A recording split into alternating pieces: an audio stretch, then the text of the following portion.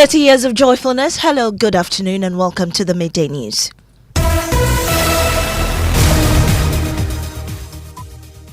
The Midday News is live on Joy 99.7 FM, Hits 103.9 FM here in Accra.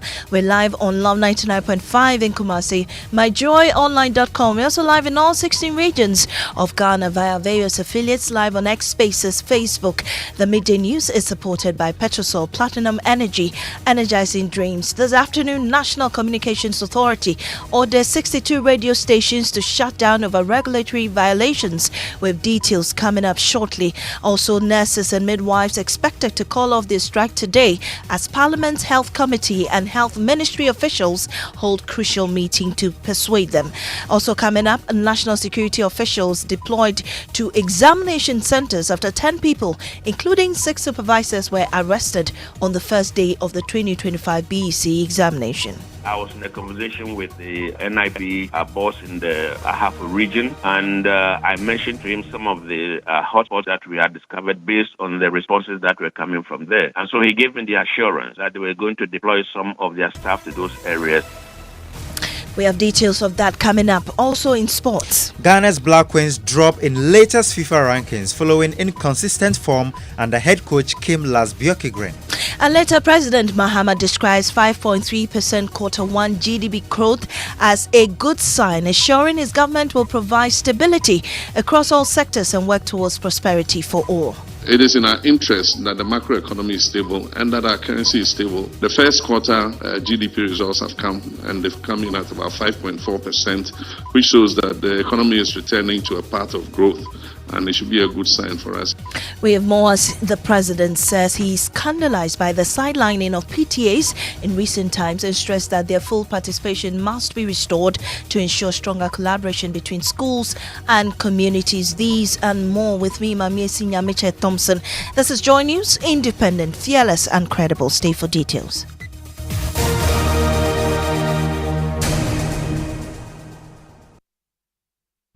The National Communications Authority (NCA) has ordered 62 radio stations to immediately cease operations for breaching provisions of the Electronic Communications Act. The directive, issued with immediate effect, warns that any failure to comply will attract serious consequences. The affected stations are cited for various regulatory infractions, including operating without valid authorization, also exceeding transmission permitted transmission power, and non-payment of licensing fee. My colleague Fred Smith joins me shortly with a breakdown of these numbers. Fred, what do we have? Well, following the directive, the NCA has commenced enforcement of regulatory sanctions against defaulting entities, as you mentioned. First, there are 28 stations operating with expired authorizations. Some of these stations were ordered by the NCA in 2024 to cease broadcasting but have persisted in the illegality. This represents violation of Section 2.4 of the Electronic Communications Act 2008. So now there's another group of 14 FM stations that were issued notices of revocation for failure to set up within 2 years from the date of the authorizations, but subsequently requested for inspection. But the process has not been completed due to various lapses they have to rectify, but are still on air. These stations are in violation of Regulation 54 of the Electronic Communications Regulations 2011 LI 1991. Another group, Maame, of 13 FM stations that have applied for authorization to continue operating and have been issued provisional authorization but have not settled the provisional authorization fees in full and hence do not have the valid authorization to continue operating. This, it says, represents a violation of Section 2.4 of the Electronic Communications Act 2008, Act 775. Then there's a final group. 7 of them in all, 7 FM stations. They have paid their provisional authorization fees, but final authorization is yet to be issued and have not fulfilled the requirement of Regulation 54 of the Electronic Communications Regulations. And a total of approximately 62 stations have been affected in these, And these stations currently do not hold valid broadcasting authorizations or do not have a certificate of compliance to commence operations and may only resume operations once all regulatory infractions have been addressed and rectified. And the statement says, while the NC acknowledges that the vital role radio stations play in national development, it is imperative that all authorization holders strictly adhere to the regulatory requirements and conditions of the authorizations. Consequently, failure to comply with this directive shall constitute an affront to the prescribed conditions for FM broadcasting, with grave consequences for the authorizations. And it goes on to assure the general public that it remains dedicated to maintaining order in the broadcasting sector and urge all authorization holders to fully comply with regulatory requirements to help promote an orderly industry. Thank you, Fred Smith. And joining us on this communication is Communications Minister Sam George. But before we go to the Communications Minister, do we know of any of the radio stations? Well, the station did not indeed really specify which stations are on this, but we do understand that Asase Radio, belonging to the MPP's Gabi Asari Ochredakon, is maybe part of this. They are currently off air, but we'll need a full list to fully confirm this. All right, thank you so much. Fred Smith is editor for us. And then right about now, we go to Cecil Sunkwa Mills. He is chairman of GIBA, and he joins us on the line. We're grateful for your time, sir. Did you know of this directive by the NCA? Good afternoon to your listeners. I think about an hour ago, I got a call that there was some shutdown going on. Sorry, can you hear me? Yes, you're loud and clear. Okay. But if we remember, sometime a couple of months ago, we actually did a reach out as GIBA to our members, and we asked members if they had specific challenges to reach out to us. Those of them who did, I think we've walked through a process and we haven't heard anything negative about their being shut down now. What we've done today is we have received 2 copies of letters with complaints that they have been shut down. We are actually going through the letters, and we will also engage the NCA to have an understanding based on what has happened. Okay, but which radio stations have been asked? Do you know the radio stations that have been asked to shut down? And we do not have the list. The 2 that have reached out to us is Asase and Happy FM. And they seem to have one process left to have completed meeting the requirements to operate. I seem to be losing you now. Can you reposition yourself and repeat the stations that you mentioned? Can you hear me? Yes. Okay, so we have received complaints from Happy FM and Asase. All right. And so what will be your next line of action, to, restore their operations, or what has been the discussion since you learned of this directive? We actually are also trying to reach out to the NCA, but we're trying to get a lot more information on exactly the cause and what has happened previously. In one station's case, there was supposed to be an inspection, which is outstanding. We need to be sure whether it was a responsibility of the station should have initiated the inspection or the NCA. But I believe for some of the offences, we should be able to have fair ground. All right, we're grateful for your time. And that's Cecil Sunkwa Mills, president of the Ghana Independent Broadcasters Association.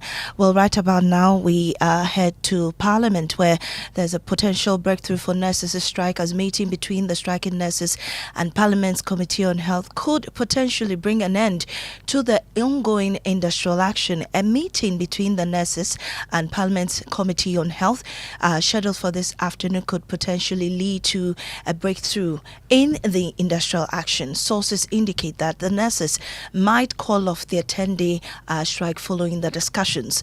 And also the meeting represents a crucial opportunity for both parties to engage in dialogue and work towards a mutually accepted solution. If successful, it could bring relief to patients and healthcare services which have been severely impacted by the strike. The striking nurses have been demanding better salaries, improved working conditions, and adequate resources to ensure quality patient care. Join is closely monitoring the outcome of that meeting and will join James Aveji, who is currently in Parliament, to get the very latest when we get him.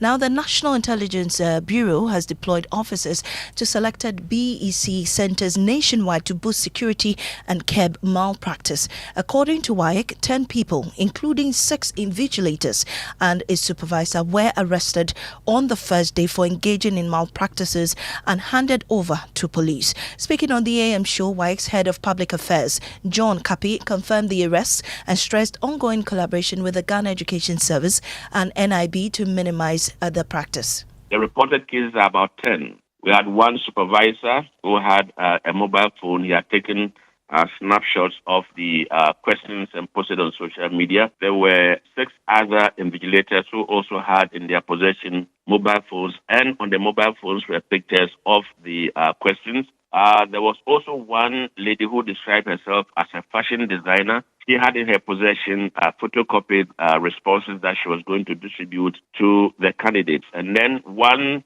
student nurse and one administrator of a private school. All of these people were trying to solve the questions and then send same to the candidates in the examination. And how is WAEC swiftly responding to these breaches? Their actions are considered criminal per the WAEC law. So they've been handed over to the police, and the police will work out and get them to court. Yesterday, I was in a conversation with the NIB boss in the Ahafo region, and I mentioned to him some of the hotspots that we had discovered based on the responses that were coming from there. And so he gave me the assurance that they were going to deploy some of their staff to those areas to ensure that sanity prevails. Well, Mr. Kapi also revealed WAEC may review its examination laws, describing current sanctions as insufficient deterrents. Certainly, it is something that we have considered because I would say that, for example, there have been areas where we've been to, and when the people are charged in court and they are told, for example, that you've been fined this amount there, and then they pay and they go away. So we've observed that these penalties are not punitive enough. So as a council, we are trying to review the WAEC law. It takes quite a while. We are, a distance into the process, and we believe that we'll be able to come up with some fresh laws that will enable us to come up with stiffer punishments to deter people from engaging in this kind of thing. Again, the Ghana Education Service is willing to support us in terms of sanctioning all the teachers who are found culpable. John Kapi is Director of Public Affairs at WAEC. Well, let's go on the phone lines now and engage our reporters monitoring the exams. We start from Kumasi, where a candidate went into labor at the time she was writing the exams, and Irabna Kwe has the details. Irabna, briefly tell us what happened. Okay, so it was dramatic yet an emotional moment as a pregnant candidate in the middle of a ICC paper went into labor while attempting to use the washroom. Well, due to the JRNMA strike going on, they were able to, by assistance of the community members, they were able to deliver the baby in school. Then they have to take her to a private hospital just so they can cut the umbilical cord. Well, today, surprisingly, she showed us to write her third paper, that is the English language, and she had to go home right after to go and take her milk and breastfeed the baby. Interesting. Well, aside from that, you've also visited other centers. What's the situation there? I knew it. Okay, there are very few absent candidates. I think the highest recorded is 3 at the Asenua Presby School, and most of them are just one candidate that are absent. And so the students are saying they are hopeful and the exam is going well and they are happy. because they expected it to be tougher than it actually is. Yes. All right, thank you so much, Irabna. Now let's speak to Adobe Asari, who earlier went on tour with WAEC boss to some examination centers. Adobe, what can you report? Well, Maame, the WAEC boss, that Dr. Rosemond Wilson this morning embarked on an inspection of examination centers. He went to Accra High and then to Kanda cluster of schools, where she seemed generally satisfied with what she saw. So you also went to Kanda cluster of schools. Was there any peculiar incident? Yes, a 15-year-old male student was taken up ill and was receiving treatment in a military ambulance on the school's premises. The militiamen told us his temperature was high and he was vomiting because he has septic ulcer. The good thing is that Dr. Wilson, that's the WAEC boss, says he will be giving clemency. Let's take a listen. So with that student, the doctors will give us doctor's report on him. He will be taken to the hospital and then we will give him clemency. Clemency is a method that we use for candidates who are not able to write the exams when during the writing of the papers they get sick. So that is what we normally do for them. Clemency doesn't mean rewriting the papers. It is a method, a statistical method. It is called prediction of scores. Well, let's head to the Volta region now where Ivy Setoji is standing by. Ivy, what can you report? Yes, so I was earlier at Philippa Roman Catholic School where 5 evenings were presented to write the BECE from the whole central prison. We were not able to speak with them at that time because we couldn't get the permission from the commander. But from what we saw, they were really prepared according to the PRO for the prison services and whole. They are forced to write the examination and come out successfully. We are hoping to speak with them later in the week or next week. But for now, these men who are in their 20s and 30s are well prepared. Aside that, other centers are doing very well. The examination is going on smoothly. There have not been any reported cases of examination malpractice so far. We are still monitoring other schools to see what is happening. Ivy, do you know of the inmates' ages writing the exams? So according to the public relations officer, CSP Apusiga, he said they are in their 20s and some are in their 30s. He wouldn't mention the specific ages, but that was what he told us, and they are doing very well. I spoke with them off camera, and they told me that they are ready and they are very hopeful that they will come out successfully. Right. Thank you so much, Ivy Setoji from the Volta region. Well, let's head back to Parliament where the striking nurses and other factions are deliberating with the Committee on Health. James Avaji is on the line for us. James, what have you been gleaning from the meeting? Well, Maame, for the past 1 hour, the two parties have been in that meeting trying to find some solution to make sure that the nurses call off the strike. What we getting from the meeting is that it looks like there is some headway the two sides of the meeting are making as far as the nurses leadership as well as the committee leadership are concerned. We just cannot say with certainty what exactly the agreement at the end of the day will be. What we know is that after the meeting, the committee leaders are supposed to brief the leadership of Parliament at both sides as well as the Speaker at conclave on what the outcome is. We're looking forward that whatever it is would make its way into the order paper, either through the Speaker's official statement on the floor, or the leadership of the committee will call a meeting, a press conference to tell us what exactly they have been learning from there. But what we can report is that it looks like the two sides are making some headway as far as the issues are concerned. Well, James, what else will be happening in Parliament? Well, today there was supposed to be a private members' bill that was supposed to be taken yesterday. Parliament couldn't do that, and so we're looking forward for that as well. Some ministers would also be appearing before the members of Parliament to take some questions as well. The Speaker is also meeting other stakeholders as far as the Integrity Award is concerned. He will be inaugurating some committees today, and so all of that we are monitoring in Parliament. Thank you so much, James Aveji, bringing us the very latest from Parliament. You're still listening to the Midday News here on Joy 99.7 FM. We'll take a break. We return with sports.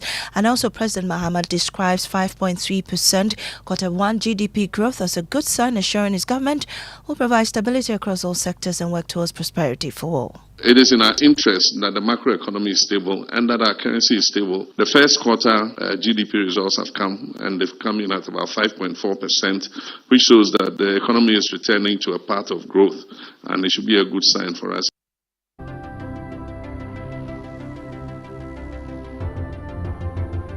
When budgets are tight and money difficult to come by, you want to be sure you get the best value for your money. These are not times to be spending money fixing expensive engine problems because of cheap fuel and lubricants. Drive to a petrol source station today and buy your quality fuel and lubricants, and rest assured of fuel that lasts long and lubricants that prevent expensive engine problems. Hear the sound.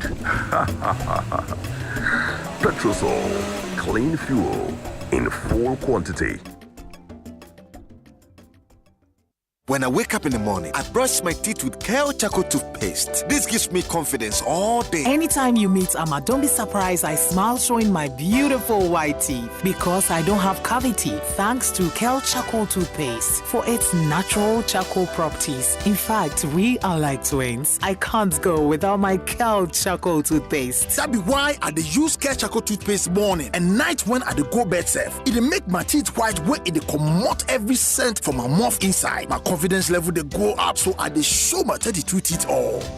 Introducing the Kale Charcoal toothpaste, formulated with activated bamboo charcoal powder, ensures whiter teeth and removes bad breath. The strong natural property of the activated bamboo charcoal removes bacteria, absorbs surface stains on our teeth caused by coffee, wines, and tobacco. Welcome, Kale Charcoal toothpaste. Kale Charcoal toothpaste, Sankofa Yenchi. Kale, happy smile. This advert is FDA approved.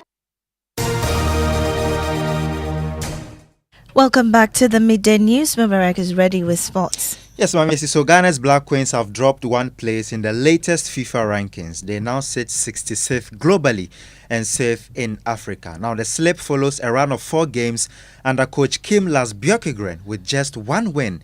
Their form raises concerns ahead of next month's Women's Africa Cup of Nations. Now Ghana will face South Africa, Mali and Tanzania in Group C of the continental event.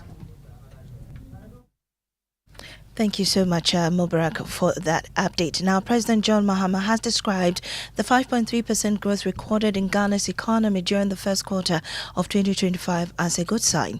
Speaking during a courtesy call by members of the Ghana National Association of Teachers, he said his government is committed to ensuring economic stability across all sectors and delivering prosperity for every Ghanaian.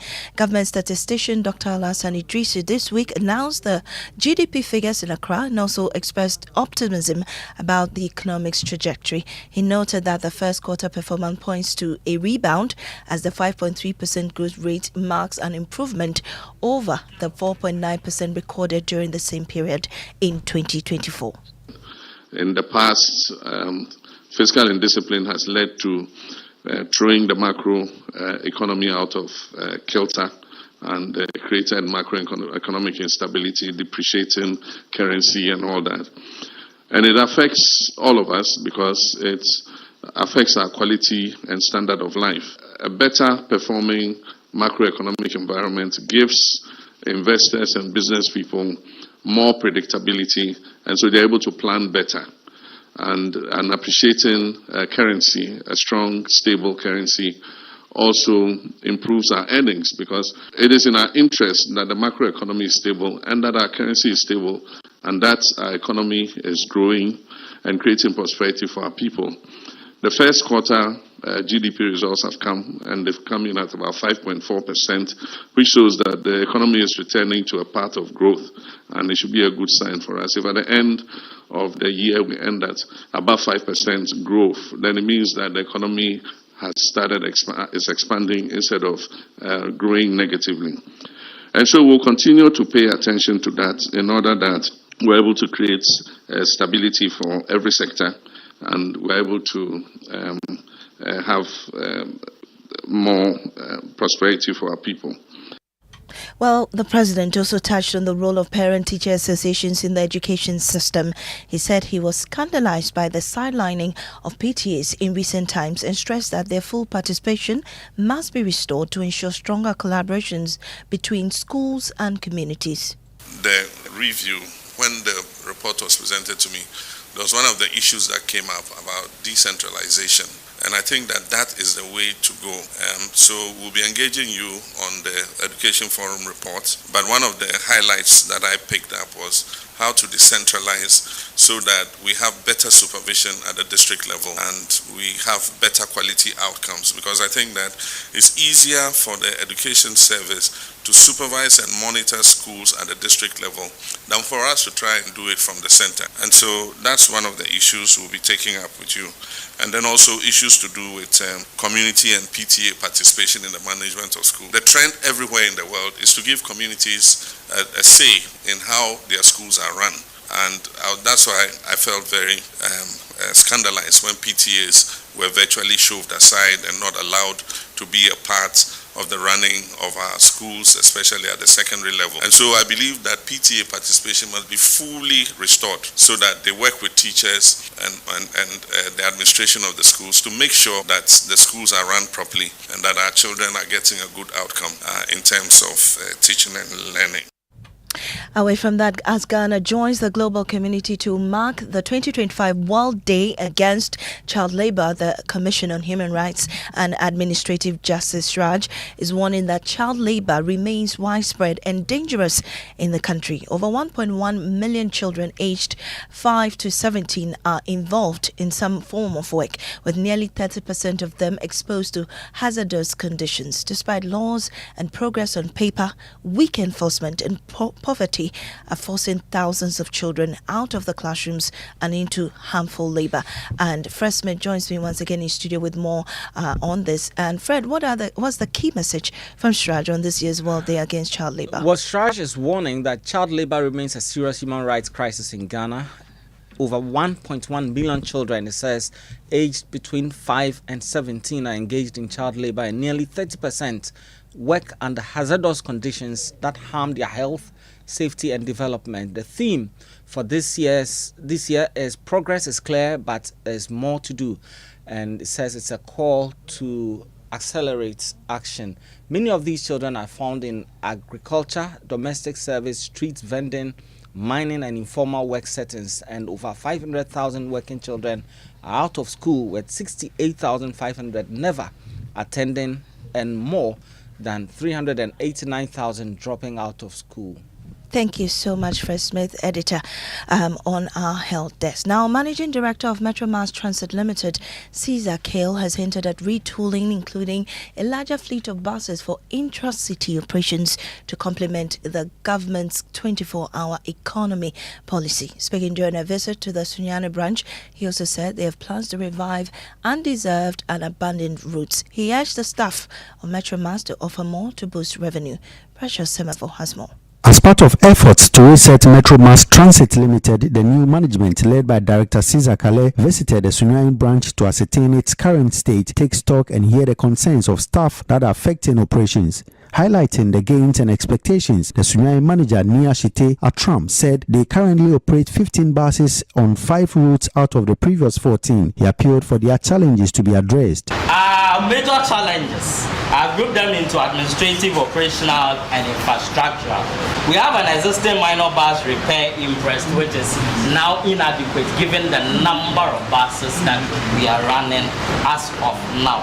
In terms of operational challenges, we have had complexities in spare part requisition process, where the phenomenon of park the bus, bring the damaged part and come for a new one. Director Caesar Kale noted a performance agenda with President John Mahama to retool with vigorous happenings by the end of the year for Ghanaians, particularly in the underserved areas, to have safe and affordable means of transportation.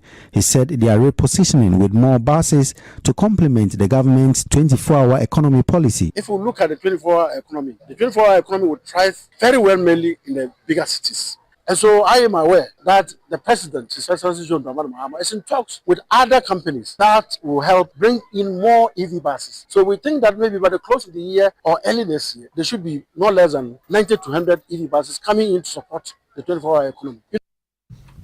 And right about now, let's go and know what's happening in the trends. Jackie is here. Yes, Jackie, what's AC. happening? Well, the former finance minister is trending after the deputy AG said that it's not only the OSP that is investigating him. We have Yoko and NIB. A lot of people have been reacting to that. Let me just read one comment. Crane says that Kendi, Ghana is his homeland. Wherever he is, we want him home. I mean, a lot of funny comments there. Yeah, but away from that, we still have BEC trending. People talking about that. But there's a viral sound.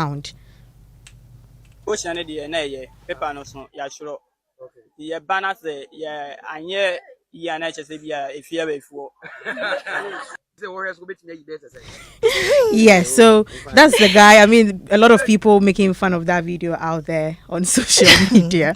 Thank you so much, Jackie, for that update in the trends, and that's how we end the bulletin here on Joy 99.7 FM. I am Maame Nyamekye Thompson. There's more news on myjoyonline.com. Up next is Living Word with Pastor Mensa Otabe.